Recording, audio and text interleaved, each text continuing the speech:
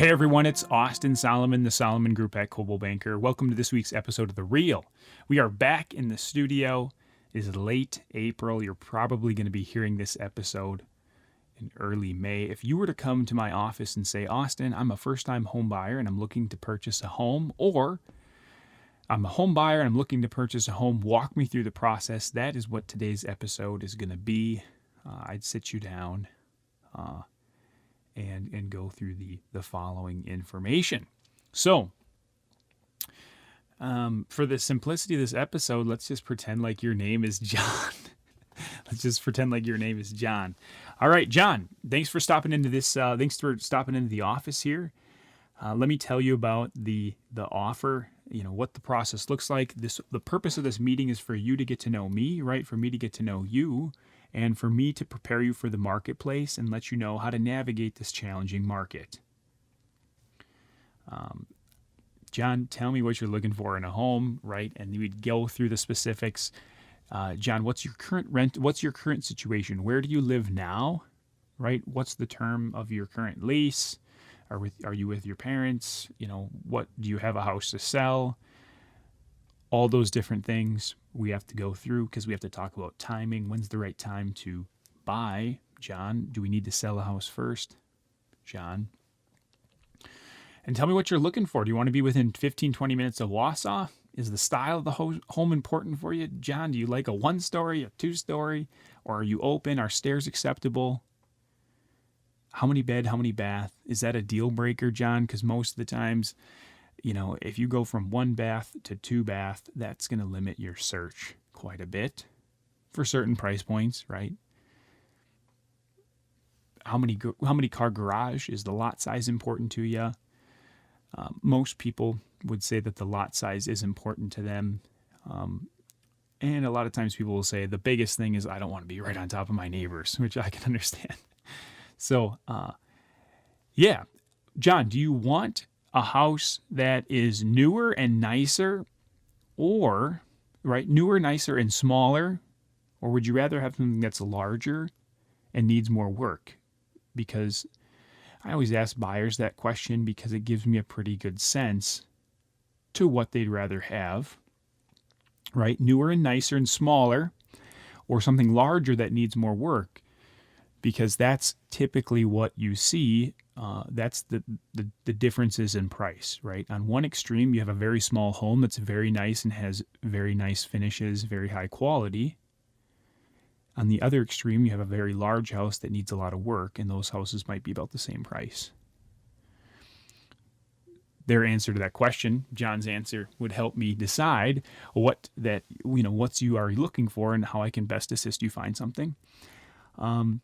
We go through that whole process. We kind of go through a questionnaire, and I really get a good sense of what you're looking for. And then I find out how you want me to send houses to you as they hit the market. Do you want me to email them to you? Do you want me to text them to you? Etc. Right? Now, John, let me tell you, as we go throughout this process, right, we are a team. As new homes come on the market, I would expect that you send them to me, right? So I encourage you to do some searching as well, and I'm going to be doing some searching as well.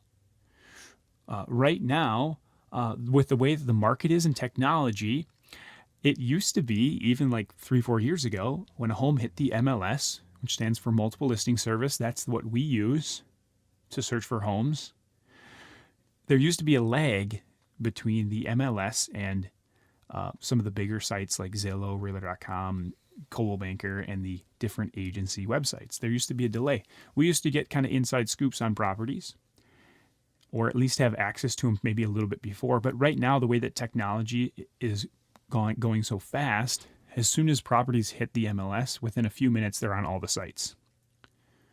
So, John, there's a very good chance that you might see a house and you might be like, hey, why didn't you send this to me, Austin? Well, because if I'm on, in a meeting or something like that, or on lunch, or whatever it is, I really don't take a lunch, but whatever it is, if you see that house, you just happen to be looking a certain amount of time, at a certain time of day, you might see a house first. I might catch it first, right? that's whoever catches it first, that's not that important. The key is that we're going to communicate together as a team. If I see something, I send it to you. As you see something, you send it to me. Sound good, John? Good. All right, John. This is going to be fun. We're gonna work well together. Okay. So we talked about what you're looking for, and how we're going to go about this process. Now, keep in mind, John, I can show you any house that's out in the market, no matter if it's listed with a different company or it's listed with our company, right? Or even for sale by owners or private sales, I can help you with those as well. Let's talk about the market, John, right? There is probably 10 buyers for every one house out there right now. So as a buyer, we have to be very diligent about getting into homes in a timely manner. And then when we like a certain property, we're going to have to make a competitive offer. And most of the time it's going to be above the asking price if it's new on the market and with compelling terms to the seller, because we're really going to be competing with other offers in most instances. Right now, if you're only dealing directly with the seller, that's when I can get creative for you. We can negotiate with the seller. But most of the time, there's not a lot of negotiation because we're actually competing with other offers. Right? And so it's not uncommon for homes right now to be selling for 5, 10, 15, 20, 25,000 over asking. Just so you know, because I'm trying to prep you for the market. I'm not trying to deter you from buying a house right now. I just want to best set you up for the process, John. Okay, let's talk about the process, right? So the first step is that you've already told me that you've gotten your pre-approval letter, which is fantastic. And if you haven't, that's where we would go to our bank and get a pre-approval letter. My suggestion right now, too, is that when you get your pre-approval letter, John, you've told me that you want to be around $200,000 because that's what you're comfortable doing. Earlier when we talked, you said you were pre-approved up to $275,000, but you don't really want to go that high, right? Because, you want to take time for vacations. You don't want to be house poor, which I totally agree with you. However, for the purpose of the offer, John, what I would suggest is that when we attach the offer to purchase to our offer and submit it, and let's say the price of the property is $200,000, put your seller cap on for a moment, right? You're the seller of that house. You have two offers that come in. One person's pre-approved for $200,000, which is the price. The other person's pre-approved for $275,000. Who does it seem like is more financially qualified for that property? The $275,000. So John, send me a max pre-approval, right? Because that way when we attach the pre-approval to the offer, the sellers will naturally think, hey, this is well within their budget. Comprendo, John? Good. Okay. Step number 2 is searching and pre-screening homes. We just went through that whole process, right? We're going to work as a team to get you in these properties. And when you want to see something, you text me or call me, you let me know, and we'll set something up with the time that works for both of us. I'll take care of the coordination and setting everything up, etc. All right, then we go and tour the homes, right? So I'll meet you there at the property. We don't have to carpool or anything. We'll just meet you there. And there's a decent chance right now with the way that the market is, we might run into some other buyers at showings and agents, etc., especially if we're looking at the hours between like 4 to 8, when that's kind of when everyone's looking. So just so you know, we may run into other people right now. Another thing, John, is that some sellers are requiring masks, etc., during the showings, which we do have to honor. If they don't, if the house is vacant, then it's up to your discretion if you'd like to or not. Step number 4, let's say that we go to a house, John, and you want to make an offer on it. Then what I'll do is I will work with you to put that offer in. Okay. Let's talk a little bit about the offer to purchase and some of the main conditions so that you can best understand the process, right? So there's really 4 things I want to cover with you. When we make an offer to purchase on a property, we want to make sure that it's the right fit, right? We want to be committed to the property. We want to have good interest. You don't want to have second thoughts or cold feet on a property. And you just want to make sure it's a good fit, right? Okay, so when we find that property, we make an offer. One of the things that we're going to do is we're going to talk about earnest money. Okay, earnest money is good faith money that you're going to complete the terms of the offer. Typically, for our price point, it's between $1,000 and $2,000. However, with the market being the way it is, some sellers like to see higher earnest money dollar amounts to show more sincere faith and more commitment to the buying process and the house, right? So if someone puts down $20,000 of earnest money, that shows that they're pretty committed. Okay. Now, as a buyer, I'm sure you're wondering, well, what happens if the deal closes? What happens if the deal doesn't close? Right? If the deal closes successfully, the earnest money gets applied towards your down payment and closing costs. If the deal does not close, the buyer and seller have to agree how to distribute the earnest money, right?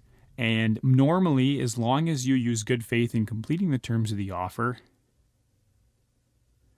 your earnest money may be returned to you most of the time, right?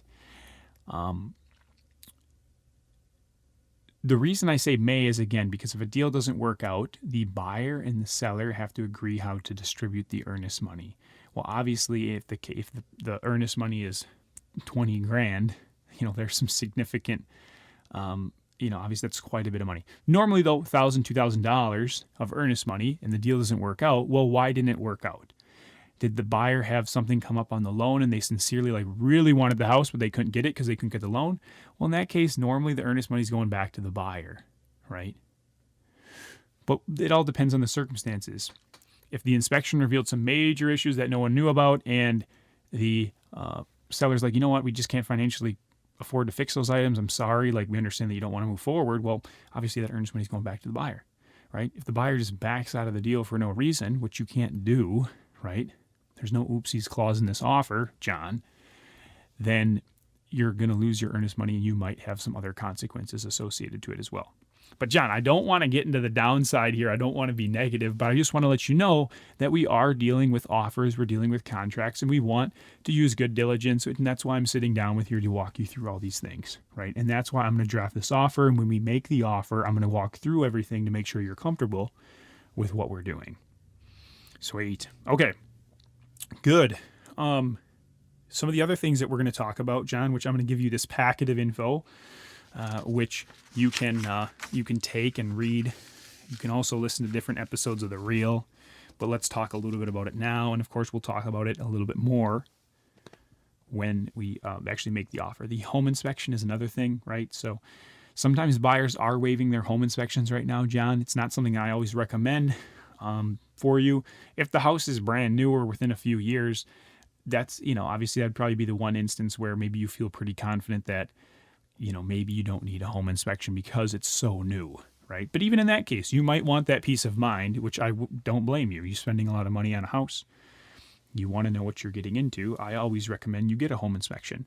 The reality is, with the market that we're in right now, buyers understand that, hey, if I'm competing with 5 offers and 2 of the offers don't have home inspections, I'm at a significant disadvantage as a buyer trying to purchase a home when other buyers are waiving their home inspections. And I know that the seller would much rather not have to deal with a home inspector and an inspector going through their house and nitpicking everything, right? So as a buyer, that's something you have to decide what you're comfortable doing, and it's probably going to be house specific as well. John, let me tell you a few things that we're doing right now for our buyers, right? That tends to work well for those that want to do a home inspection. For that peace of mind, what we could do is we could tell the sellers, hey, we're only worried about major items. We're not going to come back with a laundry list of small fixes after the home inspection. We're only concerned about major items. Well, how do you put that into clear and concise terms in the offer to purchase? John, let me give you an example. If an individual item comes back less than $500 to fix on the home inspection, then we're not going to ask for the seller to make that repair. If something's greater than $500, John, then we could ask the seller to repair. Either way, the way that the inspection works is the seller's not obligated to fix anything on the report. Okay, they're not required to fix anything.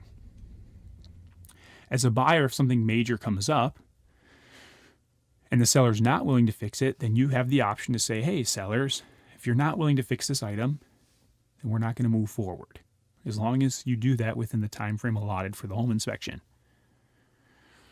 So that's kind of how that works. The inspection would be at your cost. Traditionally, it's between $400 to $500, depending on the size of the house, etc., age. So $400 to $500, give or take a couple hundred. And that's how that works. If you want to test for radon too, you can add that as part of the inspection. Well, you add it. It's a separate condition in the offer, right? You would pay for the test. Typically, the test costs $100. Again, if that comes back high, we could ask the seller to fix. Same deal. They don't have to, but if they don't want to, we might be able to say, hey, well, we could say, hey, if you don't fix it, the deal's off, as long as we do so within the time allotted for that condition. Comprendo, John? Good. Okay, next is the appraisal and financing. So, yeah, you've got your pre-approval letter, which is the first step to getting the loan, right? And it's a great step to showing the seller that we can financially take care of buying this house. But it's not necessarily like a commitment, right? It's a good, normally I would say if a buyer has a decent pre-approval letter, by decent meaning like not just a phone call from a lender saying like, oh yeah, your income's X, your credit, what's your credit X, you're approved, like that's really not a very good pre-approval. But no, most of the time, if you get a legitimate pre-approval, like you run credit, you talk about income, you're honest, transparent with your lender, 9 out of 10 times you're gonna be able to get a loan. I'm just throwing out a number that's probably, in my experience, about accurate. Okay. There are things that sometimes happen that are outside of everyone's control and things that come up, right? Most of the time that can get sniffed out by a good lender long before we get an accepted offer. But even then, there's things that come up that, occasionally doesn't work out. But that's why we have the financing contingency in there for you to protect if something does come up that no one knows about. Obviously, you're not obligated to buy the house in cash if you can't get the loan, right? Okay, that's your financing. Now your appraisal, John.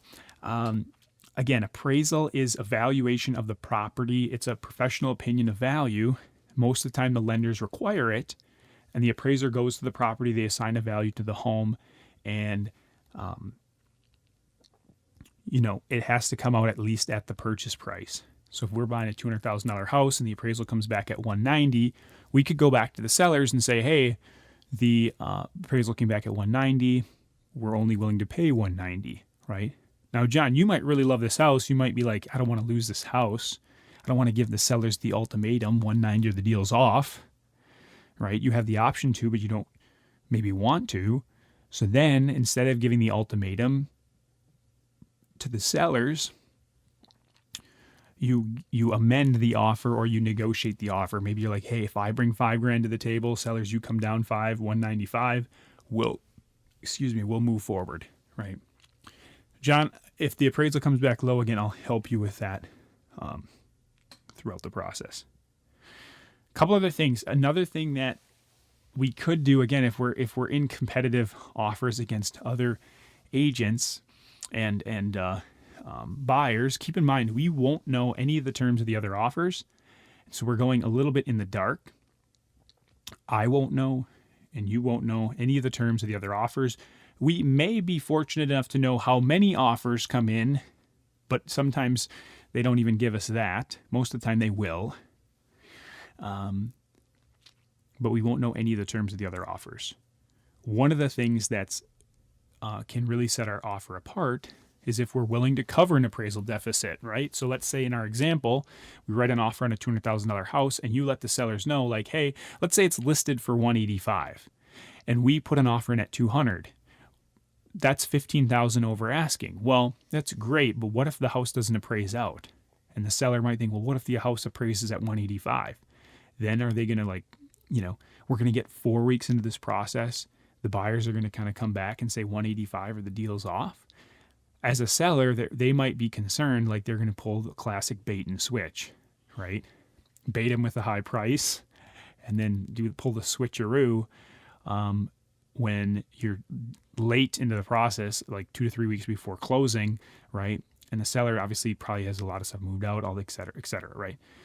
So as a buyer, you might say, hey, sellers, we realize we're going $15,000 over. We realize that it may not appraise out, and we're willing to put in our offer that we're willing to pay $10,000 over the appraisal not to exceed the purchase price if necessary. And then that might be something where it's like, hey, that actually, to the seller, they're thinking that's guaranteed, right? Like, so if the appraisal comes back low, at least I'm getting $10,000 over the appraisal. Versus if someone else doesn't have that in their offer, it's kind of a crapshoot, right? Even if that other offer is at 210 and we're at 200, if we're guaranteeing 10,000 over the appraisal, the sellers might say, you know what?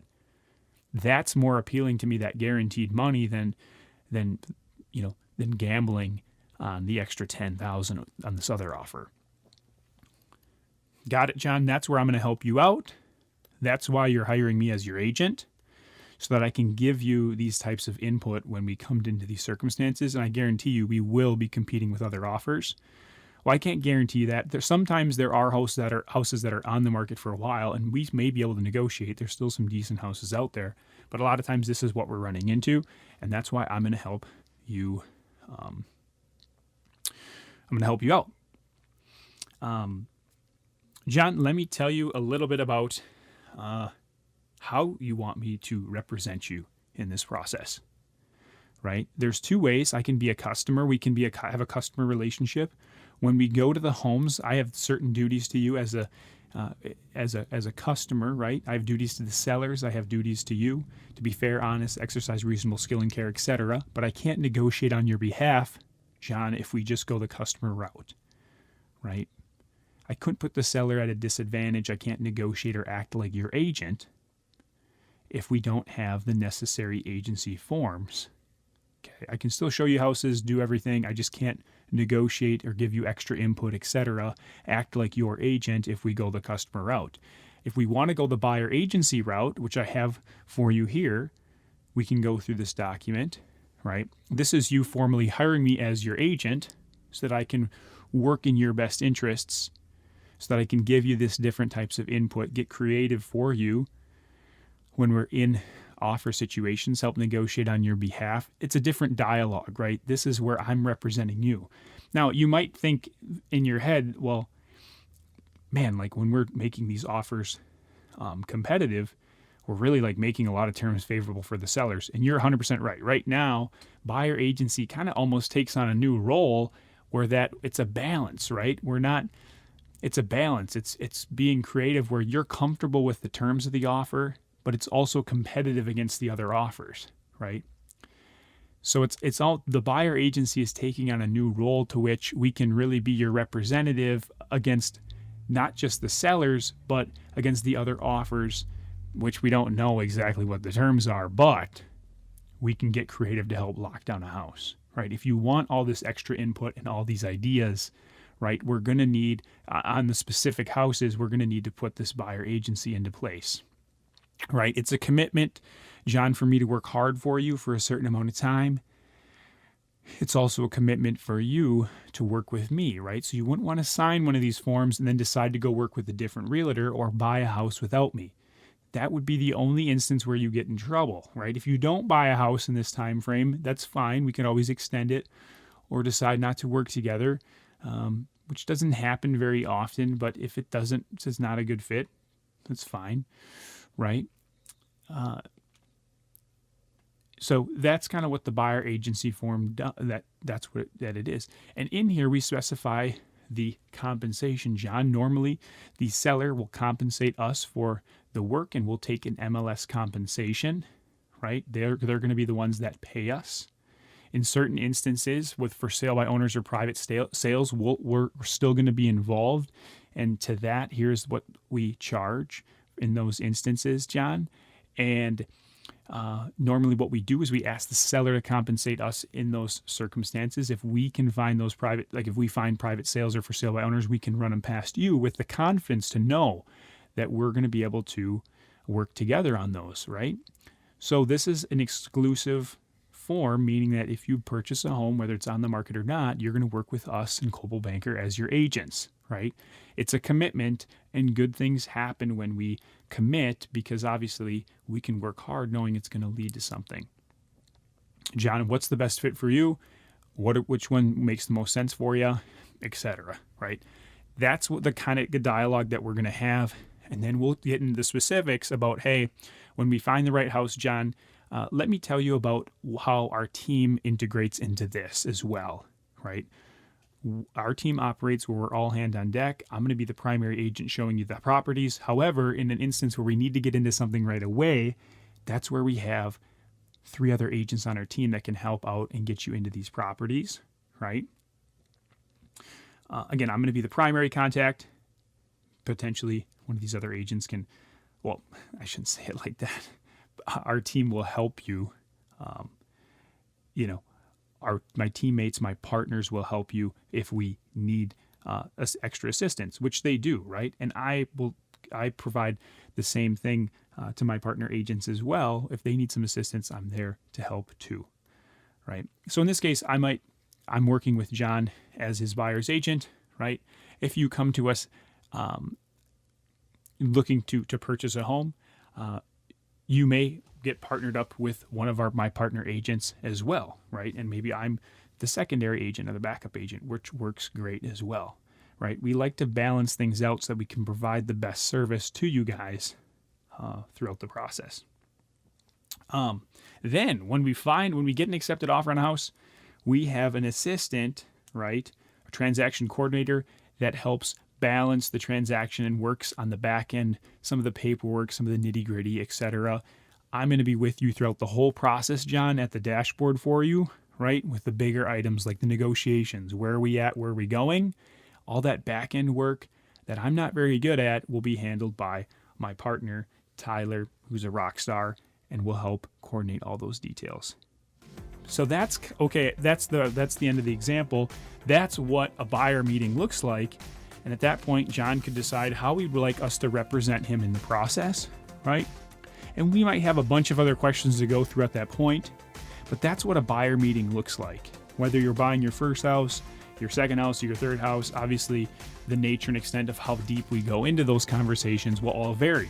But this is the dialogue we have with our buyers as we prepare them for the marketplace. Any questions, guys? Let me know. If you want to have a specific meeting as well, we can certainly run through more of this.